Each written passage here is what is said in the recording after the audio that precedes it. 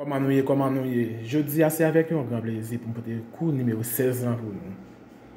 Comme nous avons vu le premier groupe dans la semaine qui se passe, je dis à nous pour le verbe deuxième groupe.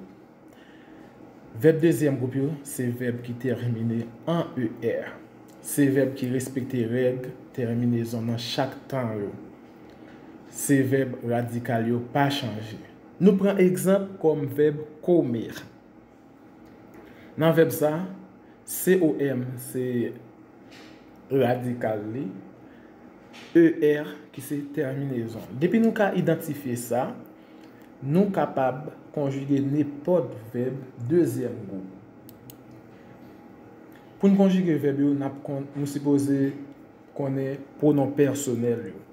Nous gagnons comme rappel eo qui signifie moins, você ou ele, li pour un seul garçon, ela, li pour une seule fille, a gente, nous.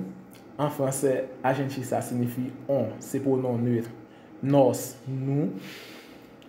Vocês, nous, les gens qui exprimer dans paladin. Eles, yo, pour plusieurs garçons. Elas, yo, pour plusieurs filles.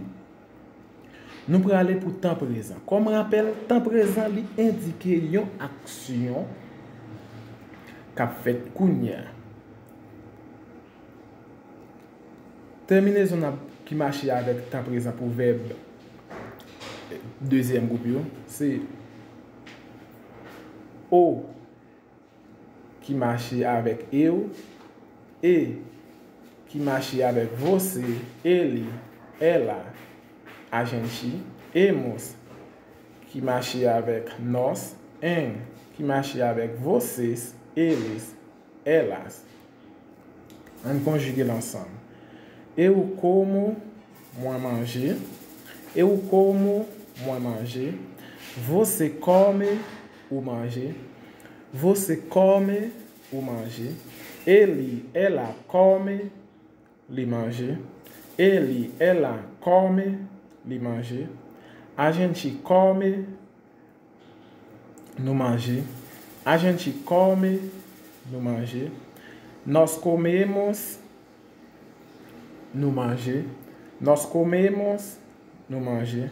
Vocês comem, nous manger. Vocês comem, nous manger. Eles, elas comem, eu manger. Eles, elas comem, eu manger. Nous allons aller pour un temps qui est le préterito imperfeito. Tant ça, il indique une action qui t'est passée, mais qui gagne en pile temps et qui pas encore conclu. Terminaison qui marche avec temps ça, pour le verbe deuxième groupe, c'est ia qui marche avec eu, você, ele, ela, a gente, iamos qui marche avec nós, iam qui marche avec vocês, eles, elas. On conjugue l'ensemble. Eu comia, moi te manger. Eu comia, moi te manger. Você comia, ou te manger. Você comia, ou te manger. Ele, ela comia, li te manger. Ele, ela comia, li te manger. A gente comia, nous te manger. A gente comia, nous te manger. Nós comíamos, nous te manger. Nós comíamos, nous te manger. Vocês comiam, nous te manger. Vocês comiam, nous te manger. Eles, elas comiam, eu te manger. Eles, elas comiam, eu te manger. Gen l'autre temps qui c'est préterito perfeito. Li indique une action qui t'est passée, mais qui pas gen en pile temps. Et action ça, li conclut. Terminaison, on a bien besoin pour temps ça, pour verbe deuxième groupe, c'est i qui marche avec eu, eu qui marche avec você, ele, ela, a gente. Hemos, que marche avec nós. Eram, que marche avec vocês, eles, elas. On conjugue ensemble. Eu comi, moi te mangé. Eu comi, moi te mangé. Você comeu, ou te mangé. Você comeu, ou te mangé. Ele, ela comeu, li te mangé. Ele, ela comeu, li te mangé. A gente comeu, nous te mangé. A gente comeu, nous te mangé. Nós comemos, nous te mangé. Nós comemos, nous te mangé. Vocês comeram, nous te mangé. Vocês comeram, nous te mangé. Eles, elas comeram, eu te mangé. Eles, elas comeram, eu te mangé. Nous allons aller pour un autre temps qui c'est futur. En français, c'est en créole, c'est futur.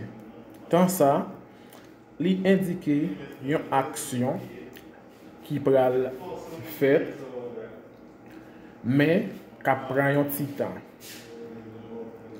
Terminaison qui marche avec tant ça pour verbe deuxième groupe c'est ere pour eu, era pour você, ele, ela, a gente, eremos qui marche avec nós, eram qui marche avec vocês, eles, elas. On conjugue l'ensemble. Eu comerei, moi pral manger.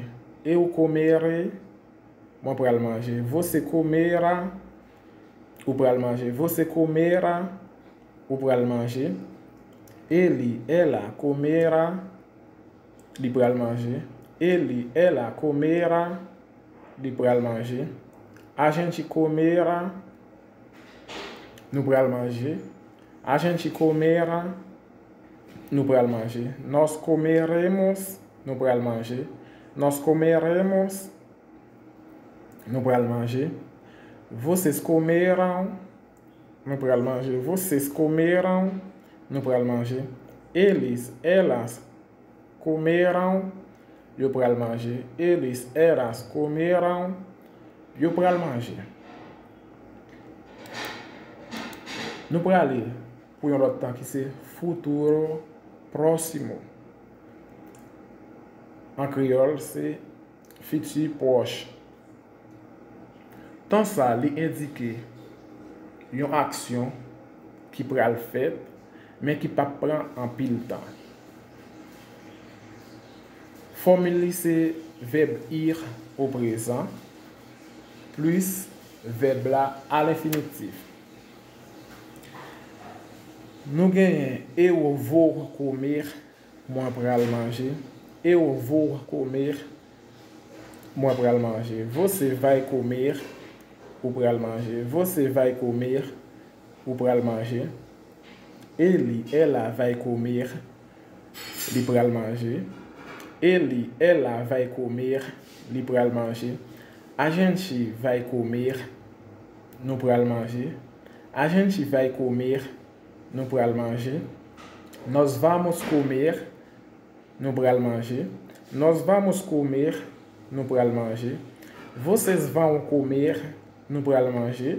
Vocês vão comer, nous pral manger. Eles, elas vão comer, eu pral manger. Eles, elas vão comer, eu pral manger.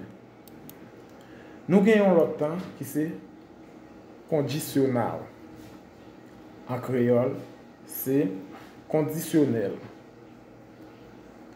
Tant ça, li indique une action qui envie arriver. Terminaison n'a pas besoin pour tant ça. C'est eria qui marche avec eu, você, ele, ela, a gente. Eriamos qui marche avec nós. Eriam qui marche avec vocês, eles, eras. On conjugue l'ensemble. Eu comeria, moi ta manger. Eu comeria, moi ta manger. Você comeria, ou ta manger. Você comeria, ou ta manger. Ele, ela comeria, li ta manger. Ele, ela comeria, li ta manger. A gente comeria, nous ta manger. A gente comeria, nous ta manger. Nós comeríamos, nous ta manger. Nós comeríamos, nous ta manger. Vocês comeriam, nous ta manger. Vocês comeriam, nous ta manger. Eles, elas comeriam, eu ta manger. Eles, elas comeriam, eu ta manger. C'est tout ça, nous te gagné pour coup numéro 16 là. Ou même qui sont nouveaux, pas oublier abonner pour capable joindre vidéo. Quittez opinion dans les commentaires, quittez un like pour capable encourager le travail là et puis partagez pour famille et amis capable joindre. Merci en pile. C'est Freslin, passeur.